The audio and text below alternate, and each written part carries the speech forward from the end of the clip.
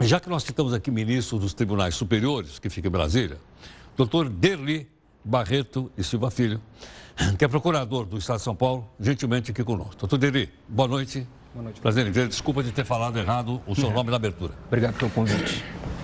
Doutor Derli,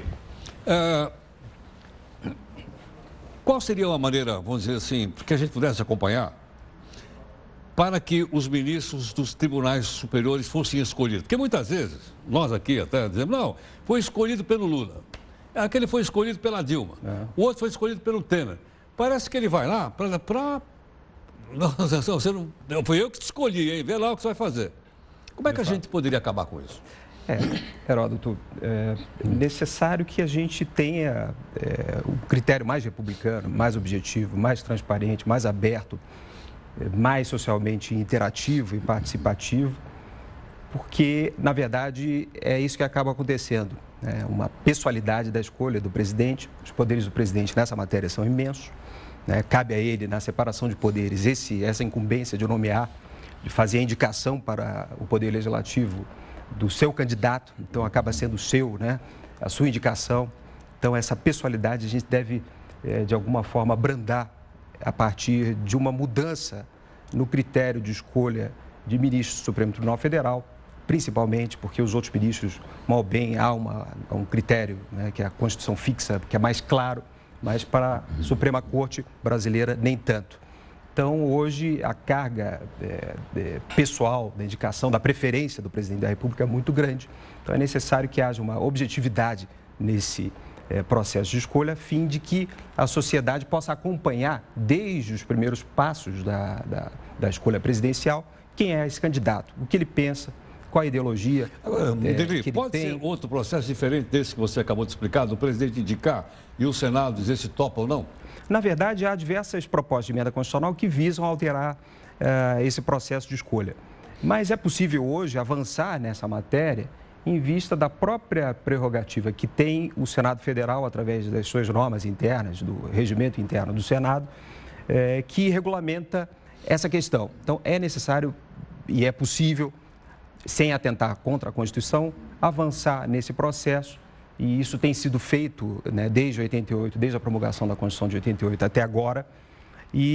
Mas eu vejo esses avanços ainda tímidos. Então, seria possível avançar a partir, no primeiro momento, da tramitação no próprio Executivo do nome ou dos nomes que vêm ao conhecimento do presidente da República, a partir da inauguração de um procedimento como se fosse um concurso público, Aos interessados, poderia ser aberta essa possibilidade do lançamento de candidaturas. Então, os candidatos deveriam apresentar o seu currículo, que ligações teve no passado, se advogado, que pareceres, que clientes tiveram. Uma coisa transparente. Uma coisa transparente que possa ser acompanhada com muita clareza pela sociedade. E o principal ponto, e que eu acho que guarda pertinência com a Constituição, é o fato de o presidente da República ter de motivar a sua escolha. Porque hoje em dia a gente não tem essa clareza nesse processo e é necessário que haja, da parte do presidente, a revelação dos motivos pelos quais houve a preferência por um candidato e a preterição por outros, e isso de um modo bem claro. Ou seja, nós ficaríamos sabendo com antecedência quais são os candidatos. Sim, exatamente. Aí o presidente escolheria um e mandaria lá para o Senado. Sim. É isso? E importante seria também que houvesse, da parte da sociedade, uma participação a partir de esclarecimentos, de informações que ela levaria ao presidente da República acerca do próprio candidato, do aspirante ao cargo de ministro do Supremo Tribunal Federal, e isso fosse considerado objetivamente... As pessoas se apresentariam como aspirante? Exatamente. Mas que currículo ela teria, além, obviamente, da sua honorabilidade e do seu saber? Qualquer um poderia ser ou não?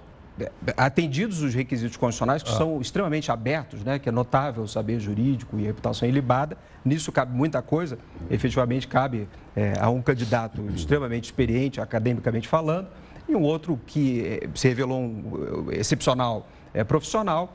Então, esses dois poderiam ser, da mesma forma, considerados pelo presidente da República. Mas é necessário que haja o pleno conhecimento da parte do presidente da República e da sociedade de quem se trata. Quais Mas aí não seria elementos... um número muito grande de candidatos?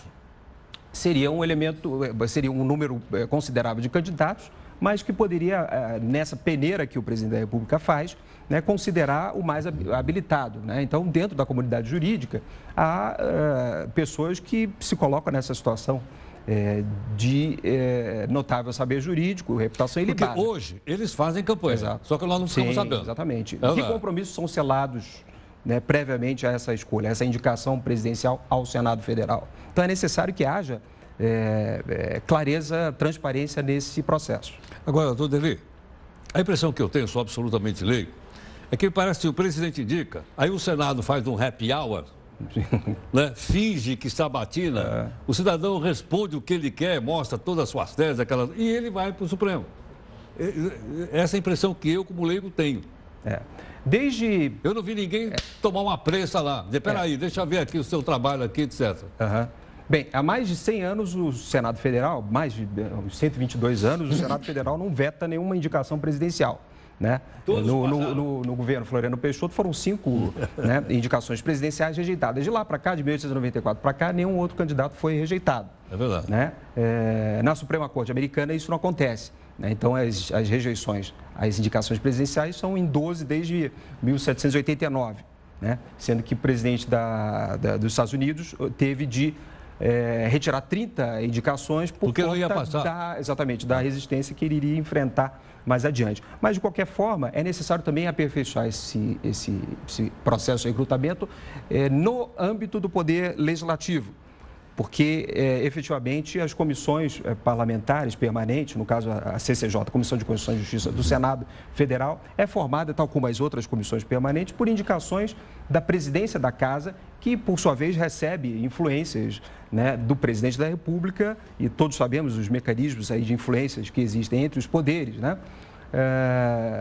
Como nomeações de afiliados políticos, né? A própria gestão do orçamento público também, ao sabor de demandas políticas, também acabam interferindo e dando preferência, primazia ao presidente da República na gestão do Legislativo, inclusive na pauta do Legislativo também.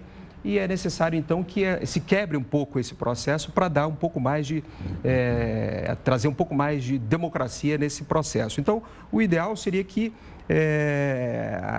nas comissões houvesse uma comissão não só de senadores, né, mas deputados e senadores, como a comissão mista do orçamento, né, que é formada por deputados e senadores, né, formada por deputados e senadores eleitos pelos próprios pares e não por indicações das lideranças parlamentares, que nessa matéria, né, quanto à composição das câmaras permanentes, essa influência é muito grande, é decisiva, as lideranças mesmas tratam de indicar os seus nomes, né, para as comissões, então, de modo que esse processo se torna um pouco mais ordenado, segundo a vontade presidencial, na medida em que essas comissões sofrem essa influência presidencial. O ideal seria que essas comissões se formassem pelo próprio reconhecimento interno dos parlamentares, que formaria uma comissão para sabatinar o candidato. Né? E a sociedade poderia levar a essa comissão perguntas, esclarecimentos, né, informações e uma audiência anterior à própria sabatina pelos deputados e senadores poderia ser marcada, aliás, deveria ser marcada a fim de que o candidato se posicionasse sobre aqueles temas que são, né, temas agudos, temas polêmicos, mas que, para o conhecimento da sociedade, são questionamentos que devem ser respondidos claramente pelo candidato presidencial. Ok, doutor Derli, vamos continuar a nossa conversa. Peço que fique mais um pouco aqui conosco, para a gente falar um pouco aqui. Portal. Quem está gentilmente aqui conosco é o doutor Derli Barreto Silva Filho, que é procurador aqui de São Paulo. Doutor Derli, é possível que o ministro do Supremo fosse eleito dentro do Poder Judiciário? Essa é uma questão que não seria a melhor solução para quem decide, né, dentro das competências do Supremo Tribunal Federal, questões que são... eleito pelos embargadores. Exato, então pelos seus pares. Há questões, por exemplo, há propostas que visam a fatiar a escolha dos ministros do Supremo Tribunal Federal por categorias profissionais, né? Não seria adequado esse formato na medida em que isso geraria uma certa partidarização do candidato na defesa de alguns pontos de vista que, na verdade, a democracia deveria indicar como um caminho plural. Nessa medida, a eleição de ministro do Supremo Tribunal Federal deveria ser uma ideia que, em vista do pluralismo político que existe na sociedade, evitada. Melhor seria, avançando nessa matéria da escolha de ministro do Supremo Tribunal Federal, a ideia de mandato, como em vários tribunais europeus existe.